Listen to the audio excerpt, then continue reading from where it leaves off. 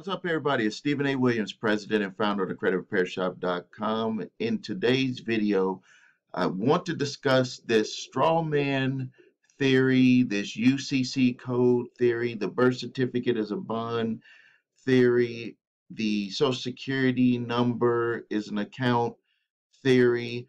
And the reason why is because I have clients who have fallen for this type of stuff, and they have garnishments, they have collections, they have charge-offs based off of what was done by trying to follow these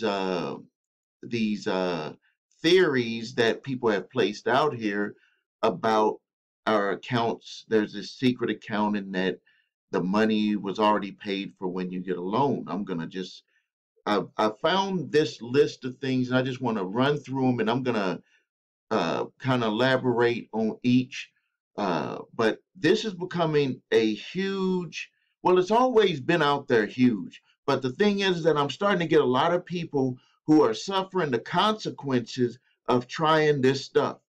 So it is relating to credit because people have ruined their credit doing it. They can't get loans. They got garnishments. They got judgments against them, all types of stuff because they followed what people had said on these.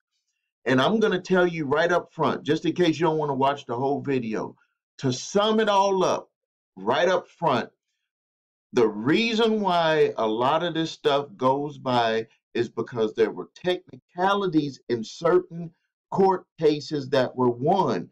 None of them, zero, none of them have ever been won based on what people are telling you to do with the stuff that I'm about to go through. So the first thing, straw man, redemption, conspiracy, brief history, asserts the federal government granted a birth certificate, name in all caps, the straw man, also on Social Security tax, etc. And the U.S. government has secret trust accounts linked to each citizen. And it's been used, okay, now the history of it is that people have been using this to avoid paying taxes. Taxpayers claim that they're not responsible for tax obligation of this straw man that was put in place of us when we were born, like this secret account. I want to just clear up one thing about having stuff in all caps. I have a solid reason behind why things are placed in all caps. Look at this. Look at this. When it's placed in all caps, do you have any mistake about what word that is? I have my employees do this all the time. When we make invoices for one of my companies, or when they're sending information or putting stuff into our database, I tell them all the time, use capital letters. The reason why is because it helps avoid mistakes. A lot of people don't even understand that. Business people understand it, but for some reason, people, when they see that, they're like, oh yeah, it's in all caps. So that must mean that it's either me or it's not me. The next thing is the birth certificate. And you see it in all caps here. It's plain. You can see it in plain English. Asserts the birth certificate bond created when you were born that prepays all of your debts. U.S. government declares bankruptcy in 1933 when the country went off the gold standard. Claims that the bankrupt country, in an effort to prevent foreclosures, pledged all Americans to international bankers as collateral for the national debt. As a result, we are all slaves, and our birth certificates are traded on the market as bonds worth millions. The IRS categorized redemption, straw man, and bond fraud under scams and safety. So now, our birth certificates are not secret accounts, but I do agree with this, and I've stated this before. I do believe that when the birth certificate is made for when we're born and we draw on the birth certificate, that it does allow our country to create credit. It allows our country to create credit, but it's not created for us to go and dip in. It's created to make a full circle of a financial system. So now let me elaborate on it. And it may not even really be this way, but I could just say that it would make sense. It would just make sense if it was this way. You're born, you're given a social security number. Whenever you go to apply for credit, you're using that social security number, which was not something that was always needed to be used to go get credit. It is just an advancement in our system, just like credit cards are an advancement, just like logging on to the internet from dial up, if you were born when we used to have dial up, all the way to now where it's just always on, or having it on your cell phone when there was no internet at one time on the cell phone. This is just progression. So they use a social security number. That social security number is like the starting point. And then when you utilize your credit, it allows uh, credit to be initiated on your behalf to pay for things that you want to get. See, what I think people keep skipping is that they're skipping that you're actually getting something and then you're paying back. And the company, there's like always usually two companies in between. The first one is you have the Fed Reserve creates the currency. The currency is given to the middleman, which is the bank. The bank passes that over to the company that is providing the product or service. You get the product or service, the actual benefit. You pay back not to the auto dealer, you pay back to the bank, which is paying a portion of that back to the Fed Reserve, and they're making the interest for the arrangement. And can you see how that full circle works? You can also go take out a company, the second company, and you go directly to a bank, get a loan. That money comes from the Fed Reserve in credits, and you get to hold all of the money. So if you take the theory that everybody is saying and claiming, if you were to go and get a loan from a bank, you would actually be benefiting twice yourself, because you're saying, I'm going to take the money, I'm going to utilize the money, and then I'm not going to pay them back for utilizing that money. So that right there makes the theory fall apart, because everyone seems, not everyone, but these people seem to forget that they're benefiting on an item that they got from a company or service, and they utilized it. They got the benefit. So now let's go to the next one. UCC code. Someone asked me to explain this here, and I did some research on it, and I'm telling you that be very careful when you're instituting this. If you're going to try to say that you don't have an actual contract with them. This is where a lot of people have been getting into trouble. So be very careful. You need to read it yourself, and you will see that when they talk about the UCC codes, they keep skipping over a part of it, which talks about the drafting of funds. Like they're actually have people putting fake numbers in there to draft funds from the Treasury Department, which is a violation. So UCC codes, acceptance for value, sign or site draft, bills of exchange, promissory bonds. And they're having, just to back up a minute, people are telling people to actually use their own type of promissory note as a foreign currency, and then they're supposed to give that to a business in exchange for their services or product that they take. And then they're supposed to take that promissory note to the Federal Reserve and cash it in to get their money.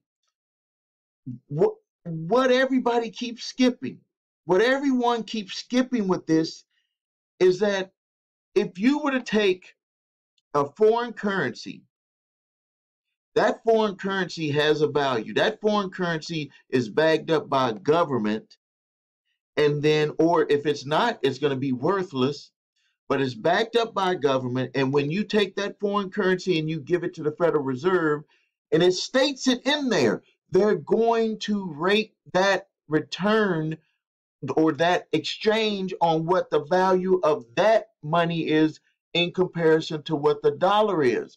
You can't just walk in there with $100 of your promissory note that you've drafted up using your seal without any government or anything backing it up, and then you're taking it in, or you expect a company to take it in and exchange it for funds with the Federal Reserve. That's not going to work. And that also, when I think about it and I say this out loud, that also breaks the theory of the bankruptcy, where people are declaring, saying that we declared bankruptcy and that they're making bonds in our name. Wouldn't that technically be saying like you're making a bond in your name? Okay, the next thing it says here, drawing such drafts on the U.S. Treasury is fraudulent and a violation of federal law. Treasury Department. That's from the Treasury Department. It is a violation to federal law to misuse the Treasury seal or the words, title, symbol, or uh, emblems of the Treasury Department of any service, bureau, office, or Treasury subdivision. See 31 USC 333. See, what people are having people do,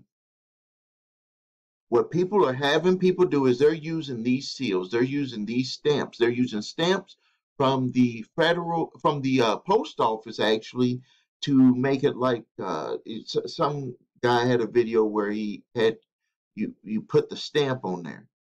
You're actually breaking the law when you do that, and you don't do it.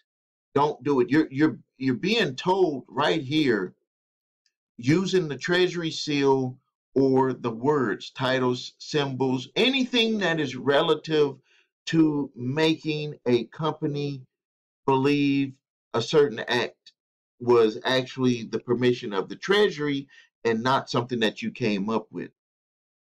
The next thing, Social Security claims you can access your secret trust, aka TDA, or Treasury direct account using your Social Security number and Federal Reserve routing number, which you can get the routing number, but people are making a fake number for the account number, or they're just, putting their Social Security number. All of those are coming back to people. All of them are coming back to people when they do that. Uh, and then individuals do not have accounts at the Federal Reserve. The Federal Reserve provides banking services only for banks. Individuals do not have accounts at the Federal Reserve. Federal Reserve Bank of Atlanta is who had made that statement. Law enforcement, including the federal FBI, Federal Bureau of Investigations, is aware of this scheme, and the Federal Reserve Bank, now the New York Fed, have been cooperating with law enforcement in their investigation. Individuals who participate in such schemes face criminal charges.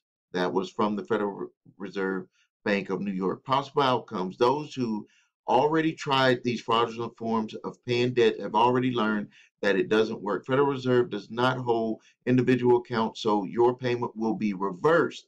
This is what a lot of people don't understand. Some people have said that, okay, I did the payment coupon and it took the credit and I paid a debt with my payment coupon that I got from a company. It will be reversed or rejected right away. If you put paid in full, whatever you do. I've explained this, and I've had this even happen at my office. One of my companies takes in payments, and people will mail them in sometimes, and they will forget to put the check in there, or the money order, or the cashier's check, and my employee that does the uh, crediting on the invoices will, I don't know, get like she's a robot and just make a mistake like we all can make.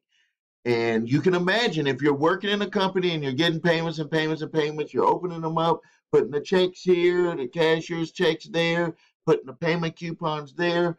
You go to lunch and you come back and you're like, oh, I can't find that check, but they made the payment. I don't want to get in, make them get upset.